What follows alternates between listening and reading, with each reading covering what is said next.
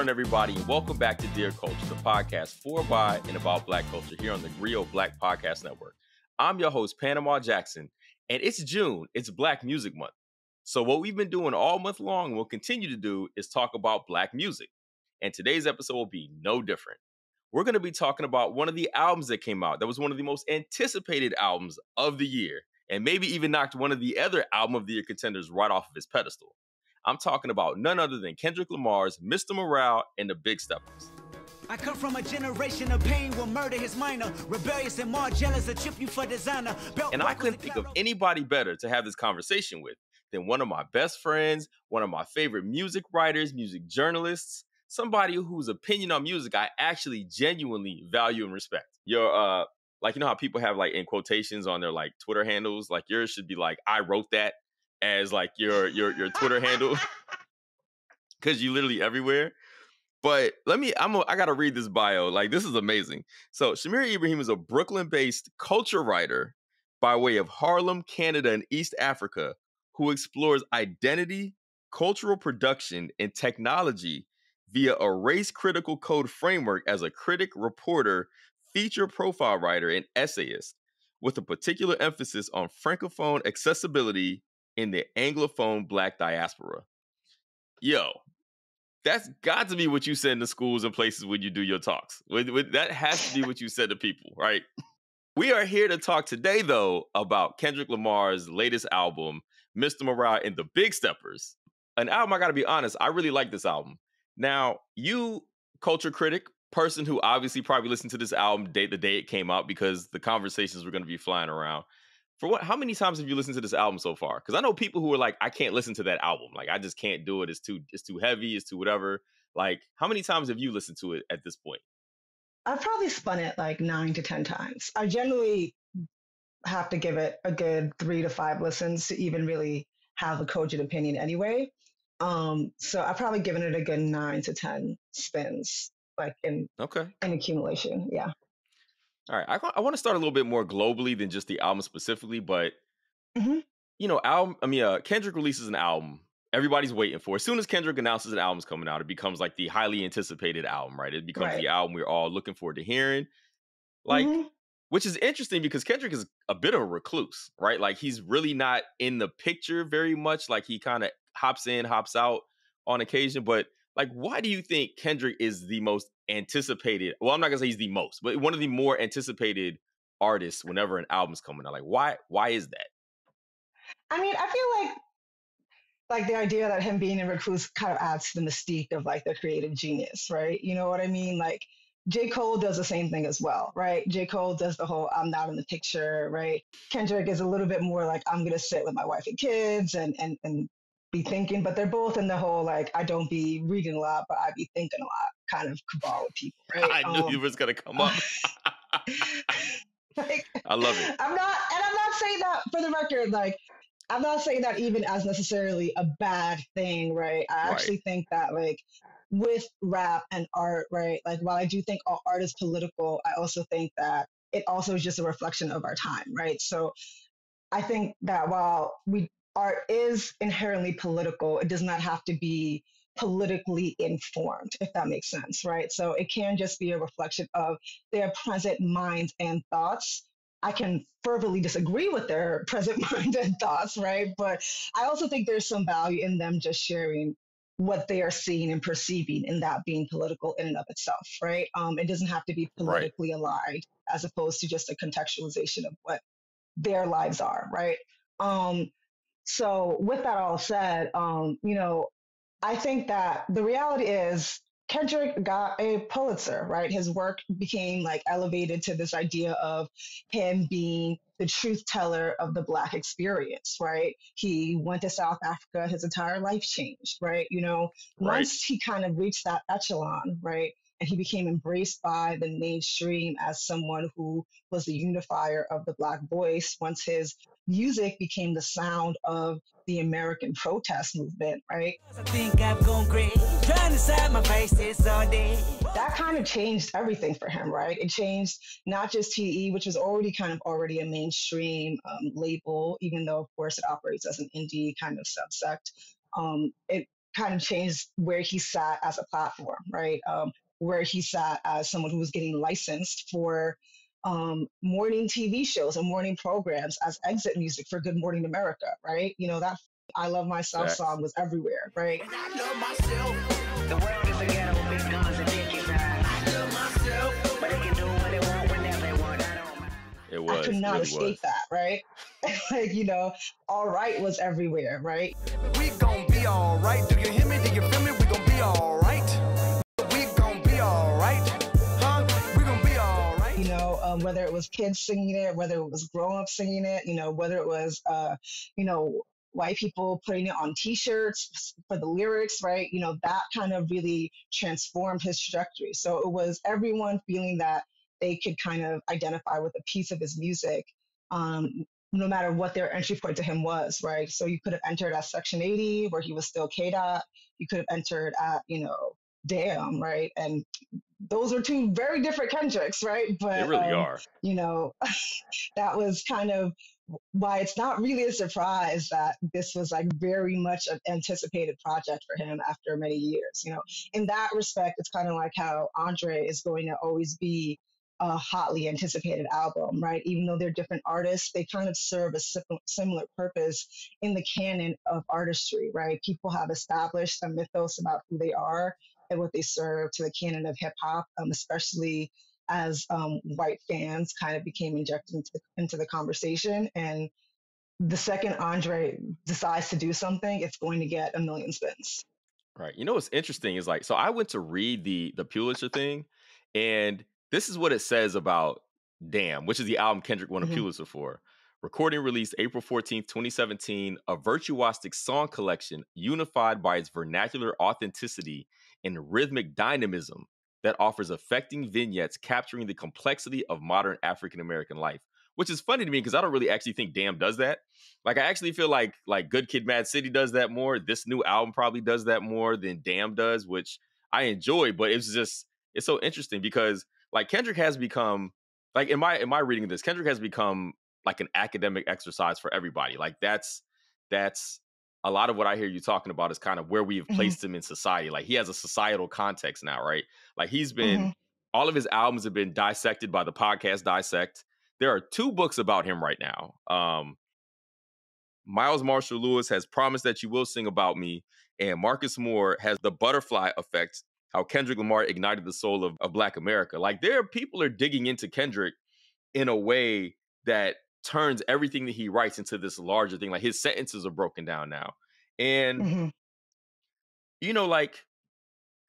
I think that's so interesting because I'm kind of usually anti over academicizing, making overly academic hip hop. I don't know how to say that word. I don't know how the right word is, but he's kind of been put in that space with the Tupacs of the world, like Tupac and Jay and all these people, hip hop wise. I kind of wonder if that has made it so that we think too much about what Kendrick brings. This is gonna sound crazy because I actually think he belongs here, but I also wonder have we turned too much pressure onto him as being the voice of whatever it is that he's supposed to represent society? Does Kendrick even want this spot? Because I kind of think this album kind of speaks a little bit to that. So I think this album is him claiming 2 things, right? Which is him claiming that, he can only save himself and all of these things, right? There's 2 conversations happening, right? There's the musical conversation and there's a cultural conversation, right? And then there's kind of the greater kind of racial discord and everything in white supremacy, right? I think musically, right, Kendrick is always pushing himself to wanting to be the best, right? And that's an ego thing that he's always had, right? We've heard the control verse, right? We've heard all of these things, but that's general rapper egotistical, chest thumping, always wanting to chin check each other and wanting to be the greatest. I don't think that's anything that's untoward that any rapper does, right? Any rapper is going to say, I'm the greatest. I'm going to be the one that you guys are always going to want to be like, right? I'm always going to push myself to have better flows. Exactly, right? And he's always checking himself to do new flows, new ways to place the flows in different pockets, right? He's always doing that. He's always spitting. No one can ever dispute that, right? So there's one level of that, right? Of him wanting to kind of always show that, Kung Fu Kenny's always here, right? So there's that kind of part of the conversation. Then there's the cultural conversation of the discourse, right? Where I think gets a little bit disingenuous with how people say what he wants or doesn't want, because the fact of the matter is he removes himself from the conversation, right? And so when you put out art, right, and you want it to be consumed, one, you don't have, any sort of actual ownership as to how it gets consumed, unless you choose to do press saying, this is what I want it to mean, right? And he chooses not to, right? And that's his right, right? He chooses not to go out and do press saying, I wanted to do this story and I wanted it to mean this, and this is what I was trying to go for. So once you choose to release it to the world and default to how your fan base, right, interprets it as ABC, then really it's for the masses to then become the default interpretation, right? And we can have all the cultural curators and cultural critics have the more nuanced, refined, erudite, analyses with all the verse and stanza breakdowns that they want, right? But if your default fan base engages with it in one way, they become the avatar of how your art is received, right? And if you don't choose to engage with that, either to amplify or rebuke it, then that becomes the control, right? And that becomes what people have to engage with or against. And I think that is one other part of the conversation about what you want your art to mean versus what your art starts to represent for your fan base. And I think that's one thing that a lot of Kendrick's fans from a scholarly standpoint who defend some things that some critics, kind of come up against tend to overlook, right? About what his art ends up representing to some people versus what it is. It's a similar issue for J. Cole, right? About, what J. Cole fans feel about his art versus what J. Cole wants it to be, all these other things, right? And the third thing really ultimately being, how the industry ultimately works, right? The industry across the board tends to put people into boxes, right? So you need the street rapper, you need the conscious rapper, you need the pop rapper, you need the XYZ rapper, right? And so at some point, Kendrick got firmly put into, I am the conscious rapper, right? Who is also like rapping my ass off or whatever, right? And like Kendrick is like really trying to, at different ways, find ways to push up against that, because the idea of a conscious rapper kind of is like a silly concept at this point, right? In 2022, right? Like, I think that kind of went the way of, I don't know, like the iPod Touch. Like, I feel like that kind of label is a little bit ridiculous at this point, right? But, I think in his way, he's trying to move away from that and say, I'm just myself. And if you are with that, great. If you're not with that, then also great. But the reality of the matter is that you have a fan base and you have a following, right? So like you are still seeking for people to engage with you and see you as something that they want to engage with, right? So there's like a little bit of a sleight of hand there where you're like, yeah, don't buy into the cult of Kendrick, but also, I mean, you want people to buy into the cult of 400,000 sales a week, right? Like, you know what I mean? So, like, I get it, but I also, there's a little bit of like, all right, like, I buy it and I get what you're trying to say, but you're also still wanting people to all buy into the message, We're gonna get it, we're gonna get into exactly that. You segue perfectly into what we're gonna talk about. We're gonna take a real quick break here, Dear Culture, and then we're gonna jump into the actual album, Kendrick Lamar's Mr. Morale and the Big Steppers, here on Dear Culture, where I'm joined by Shamira Ibrahim. Stay tuned.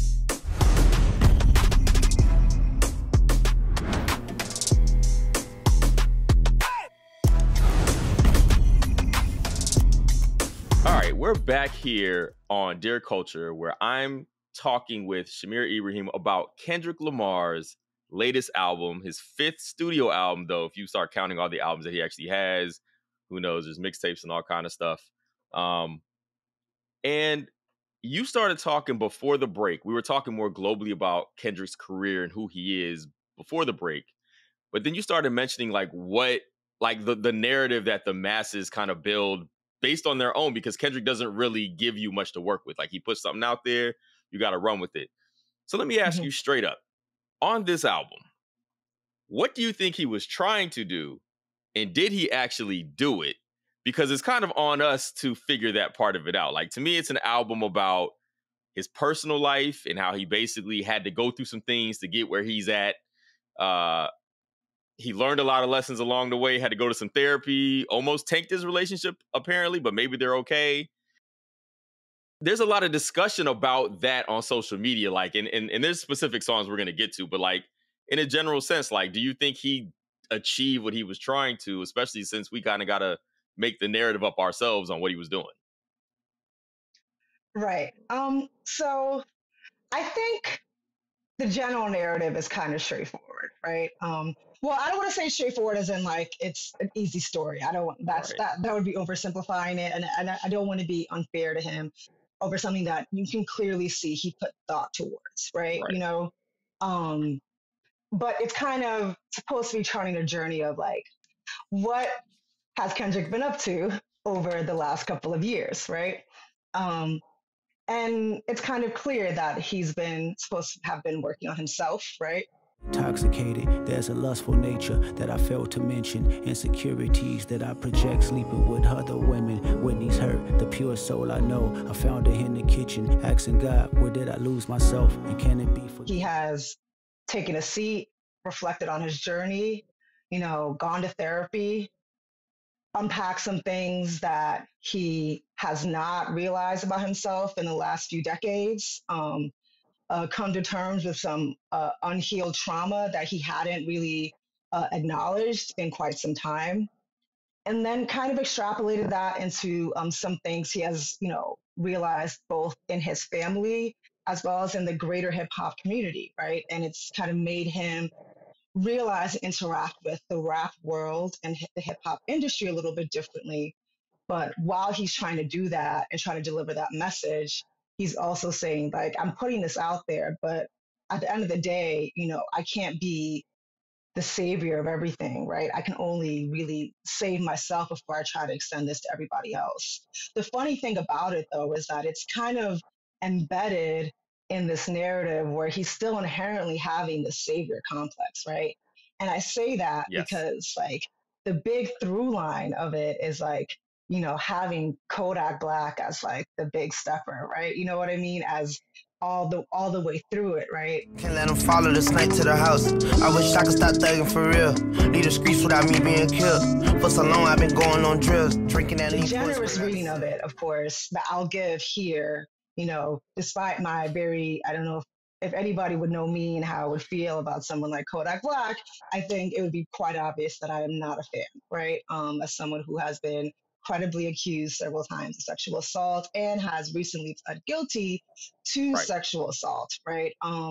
And consistently, you know, gets put on features. He recently was put on a title playlist that was curated by Jay-Z, right? So this is not a thing that he is like being shunned by the greater community. So I don't want to pretend this is a thing that just Kendrick is doing, right?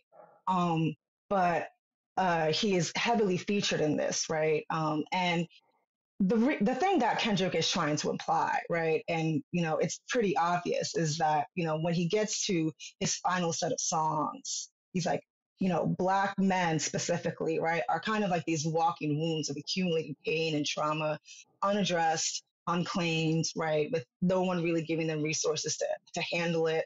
And we're just, you know, dealing with it in this excess and consumption and all of these kind of gestures of hypermasculinity, as opposed to really actually confronting our pain and really absolving ourselves. And here I am to offer you absolution and giving you the chance to start again, right?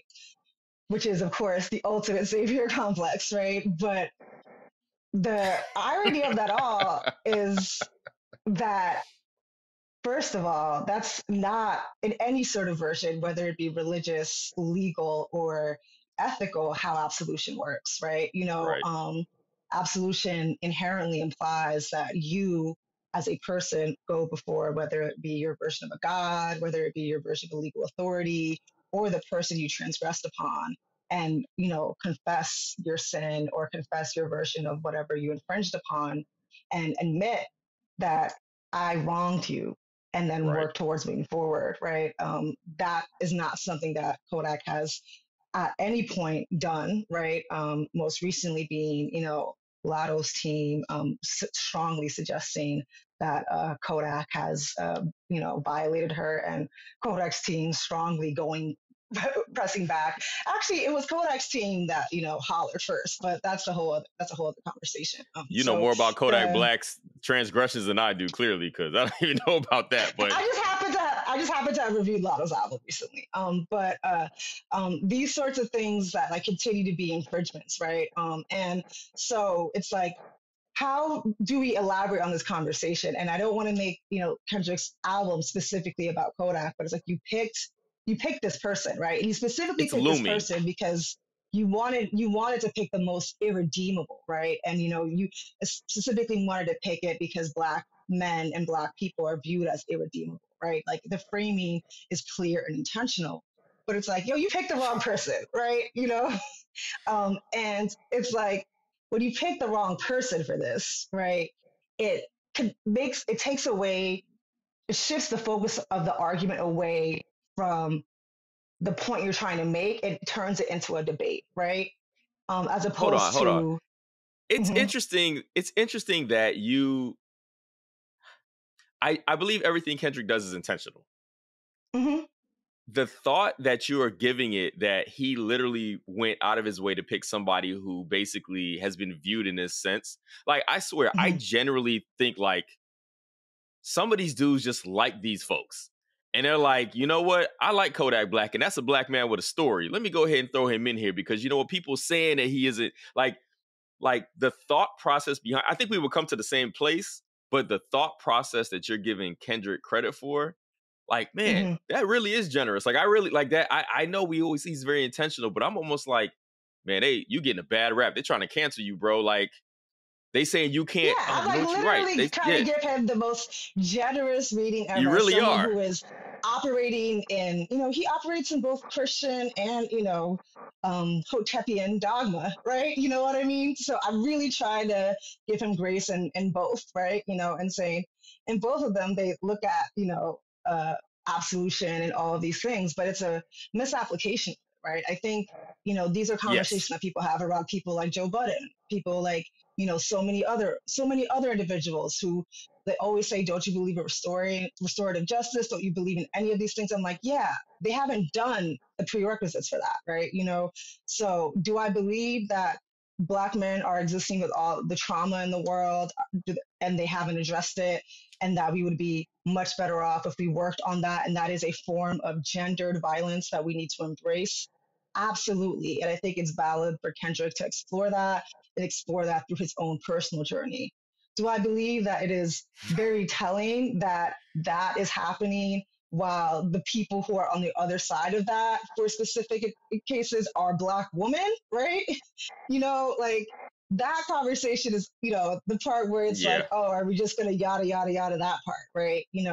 Now that part in the story, I don't want to overshadow the fact that, I don't think that Kendrick is a moral authority, right? He picked the structure. We treat him like one, right? On occasion. We treat these people like moral authorities, but absolutely not. Yeah, absolutely. He picked the conversation he picked, but what ends up happening is that it overshadows the nuance of the album, because it does become like a glaring red light, right?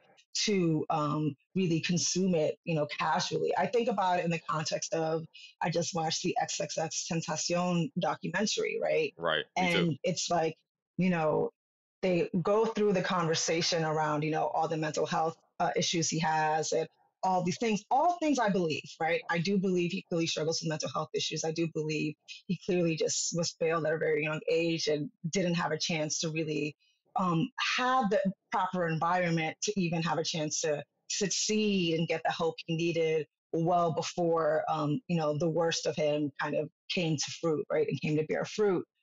That said, accountability for violence is accountability for violence, right? And all the conversations that are being had around him and all the things he worked towards redemption still don't come to terms with the fact that he took accountability for the violence he had publicly, right? And these things have to be had in concert, right? And so that's kind of what happens when we kind of talk around all of that.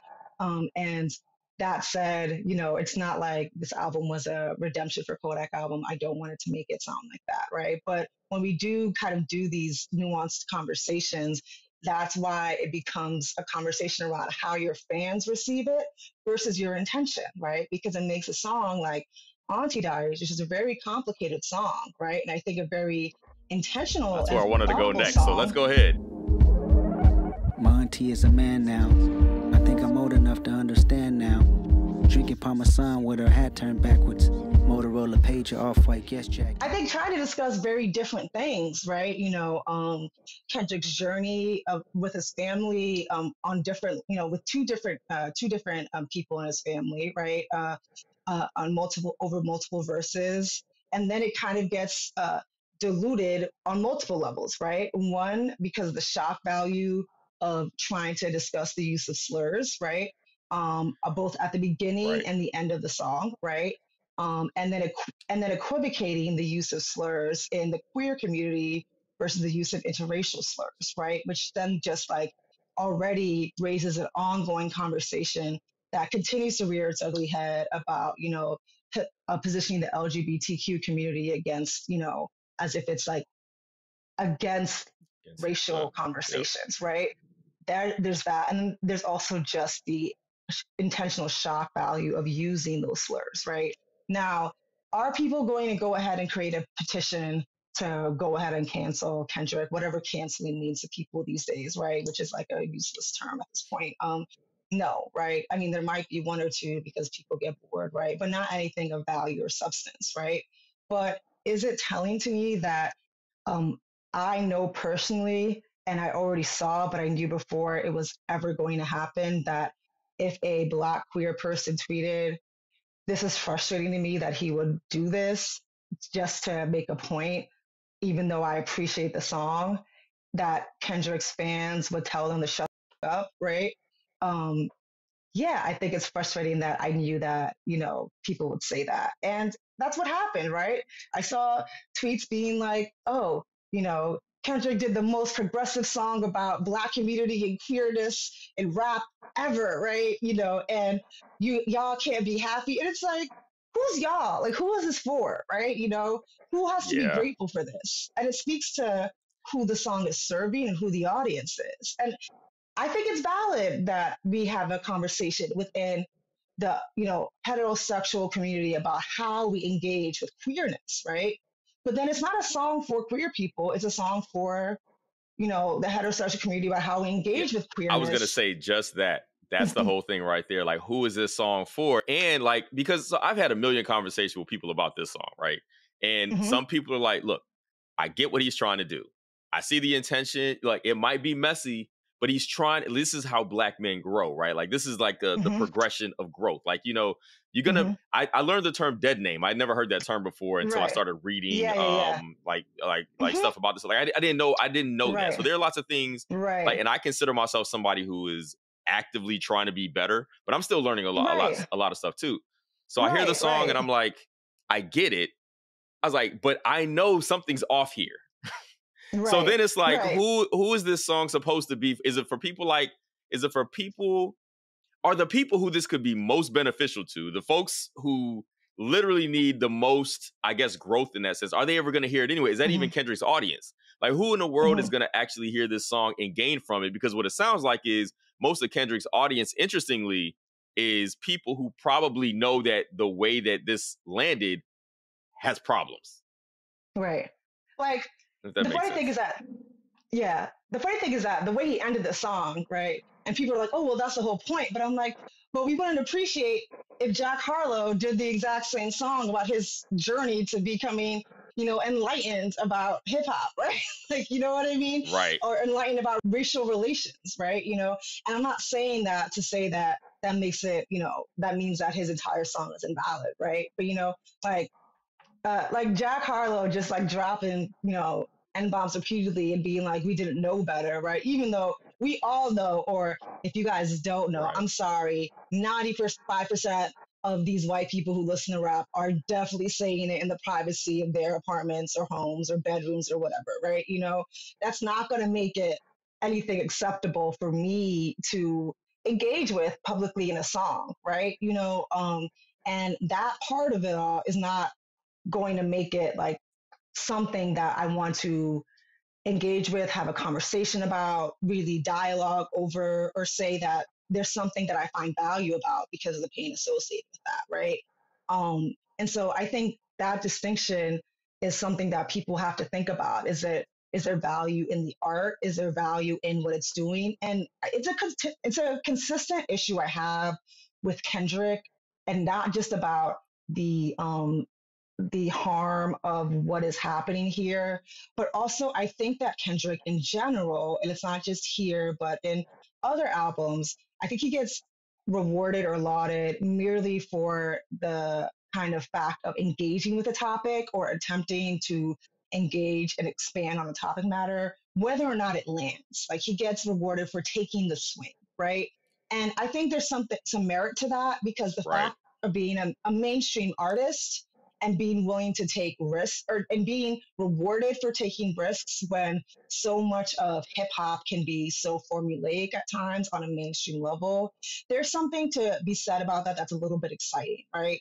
But it's okay to say when something is a swing and a miss and it doesn't land, right? And that we enjoy it because he's technically proficient, but the execution just was not there, right? That doesn't make him any less of an artist. That doesn't necessarily make him a bad person, but it means he could have tried better and he could have tried again. And I think there's a reluctance to say that as if it's going to mean that you're less of a fan, right? And it's okay. Like, you can clearly see the thrust of what he was trying to get to. You can clearly see the pain and what he was trying to engage with. But when you see songs that are really trying to engage with topics in really clumsy ways, but because of the fact that he is just so proficient at shaping a story, because he is truly a storyteller. And not many rappers are both just like really good at flows, but also really good at telling stories from like top to bottom. That you can say, okay, it was a good story, but this was just not really well executed as to like what he was actually trying to portray. That people sometimes are really just hesitant to admit that. And I'm like, you can replay it all you want, like that's just where I fall short. And I think that's something that happens to a lot of talented artists, right? Like, I think it happens to Andre at times, right? I think it happens to a lot of like top tier rappers who, like, we're talking like a matter of inches here, right? About the differentiations between their skill level and the fall off. Yeah. Speaking of like storytelling, so Mother I Sober is like the other song on the record that I think probably gets the most discussion about, just because of what he's addressing. The how being asked if he had been sexually assaulted by, I believe, his uncle or his cousin. I can't believe I can't off the top of my head.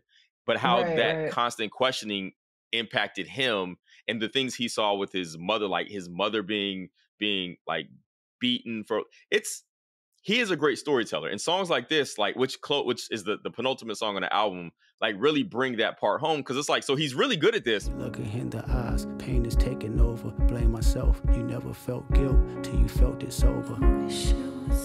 Like, I will never forget, Sing About Me, like Dying of Thirst. Like, that still stands out to me as like one of the greatest like storytelling like rap songs ever, in my opinion. So when I hear Mother I Sober, I'm like, this is amazing. Like, you can see what he's really good at doing, and where this is kind of the thing that brings it all home on the album. Like, this is where all of the rest of the stuff has come from, and all the lessons that he's discussed on the album kind of show their face here. Is like, this is the point of it all. Like, what do you think about, like, does that, because to me, like, I see what he's doing on Auntie Diaries. He did it to me on Mother I Sober. Right, like, I see what he's trying to do. I don't know that he got it, but he did it to me on Mother I Sober, which I love. I can listen to on repeat, even though the subject matter is heavy. Like, where do you stand on that song, and how he kind of brings the album almost close to an end with that song? Yeah, I think that the song is really bold, right? And I think the song is really ambitious. I think the song tries to handle so many things, right? Yes. It handles... It's like a Spike Lee movie. Right. No, for real though, it really is, right? Like, it handles the personal, it tries to handle the cultural and societal, and tries to make it a little universal, right? And in that, there's going to be things that are going to be done with a broad stroke, right? And so, his experience with his family, his experience with his wife and his children, which we get introduced to in some way for the first time. By the way, is this going to be the new like Black excellence thing where we give credits to like wife and kids by just like adding them on songs? Like, I just That's want to great. know, like, That's I'm awesome. just wondering, I'm not saying that's a bad thing. I'm just like, oh, we're just doing this now, right?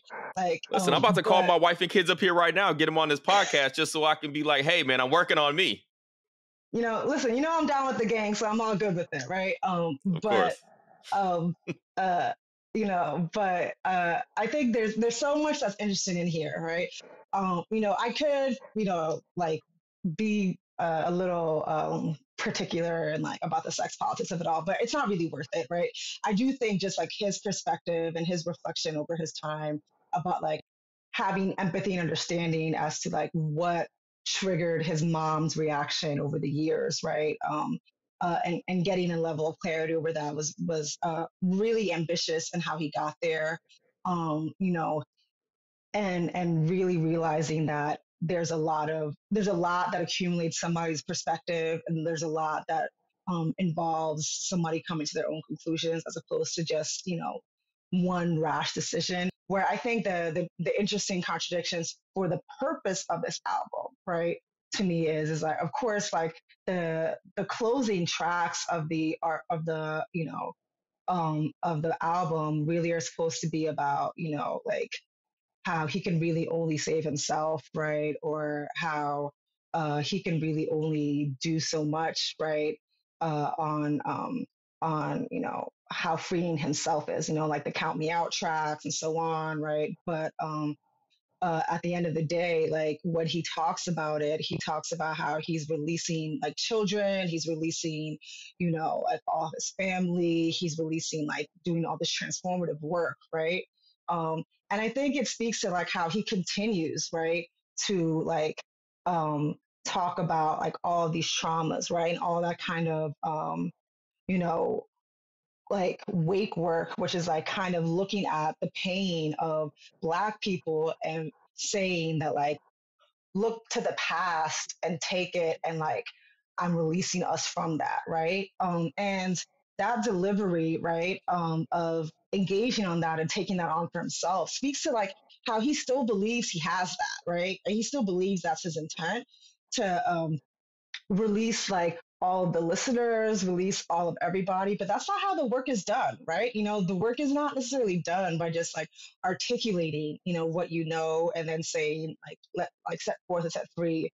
If that was the way Right. work is done, I don't know why I'm paying my therapist every week, right? Like I would Right. really, really love to know because I'm a very intelligent person and still I can't figure my life out, right?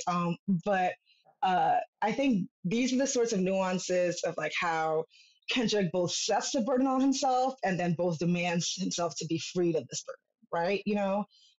And I think that's that kind of inherent tension that he lies within, right?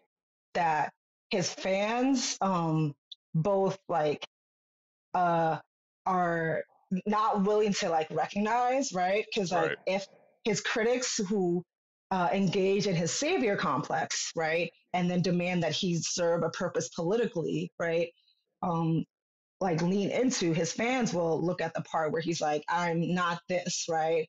I am, I'm, Kung Fu Kenny from LA, right? Kung Fu Kenny from Compton. And they're like, that's all he wants to talk about, his life, right? He gives slices of life and they apply to the greater context, like how Spike Lee does in Brooklyn, right? But he doesn't just do that, right? He does invest in the greater construct of like racial trauma and gives us that investment. And he does willfully do that. And he has to embrace what that really means for him. And I think hopefully he takes the time over, the next album to come, whether that be 5 years from now or 7 years from now, to Right. decide, okay, maybe I just need to decouple that even further, right? I don't All right. think he needs to be a racial hero. He doesn't. He doesn't. All right. Before we go to break, This is all great. This is all everything you broke it down just like I thought you would. That's why you sent me the professional bio, the one that has all the big words. So hold on, but I have one question in one sentence. In one sentence. All right. How mad was Pusha T when Kendrick announced and dropped his album about the fact that everybody forgot Pusha T dropped the album as soon as Mr. Morale and the Big Steppers dropped? I mean, Pusha T had to put himself through 3 hours of Nori screaming. So I think he was pretty disappointed. So I would say that. If you have to put yourself through Drink Champs promo, and then everyone probably forgets, I would be pretty irritated. Facts. It was quite the promo run for that whole album, as a matter of fact. All right. We're going to take a real quick break here on Dear Culture, and we're going to come back with some Blackfessions, our Blackkamendation, and we're going to find out. We're going to let Shamira tell you where you can find all of her work, which is literally everywhere. But we'll be right back here on Dear Culture.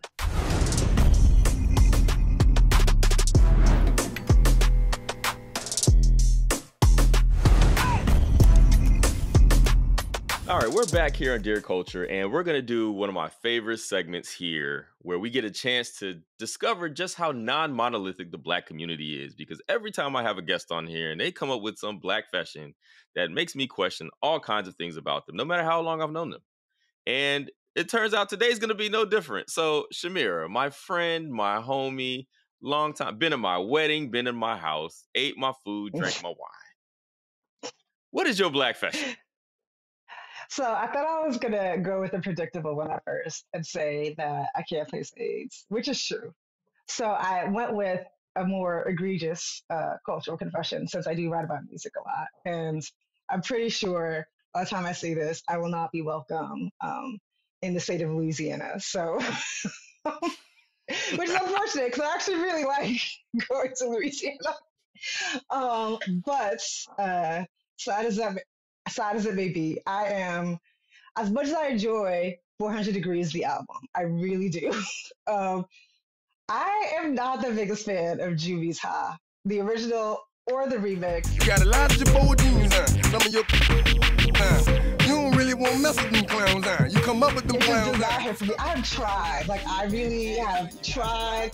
I have tried to get my NOLA people to be like, you just have to understand the vibe of it.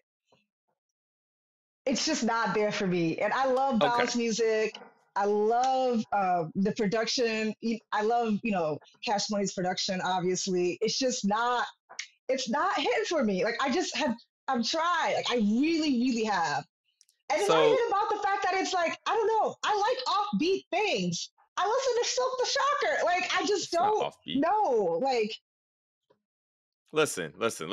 I'm going to be actually a little bit sympathetic to you. Number one, I think that's insane. But I do love Ha. I don't care for the remix. I thought Jay-Z on that, and I'm assuming you're talking about the Jay remix, was trying too hard. He was trying to hop on a cultural wave that he saw coming. He did it terribly. One of the few times I was like, this is better without Jay-Z. But I could understand. The Jay remix is not it. It's bad. I could understand listening to that and not being from the South and not really getting it, because I feel like the nation kind of caught on later. Now, when I still remember where I was when I saw the Ha video for the first time. It was that substantial in my life. I saw that, I was like, I called people yo, this is crazy how dope this is. But this video looks like real poverty, y'all. They look really broke in this video, except for all the expensive cars they have. But this sound was so unique to me.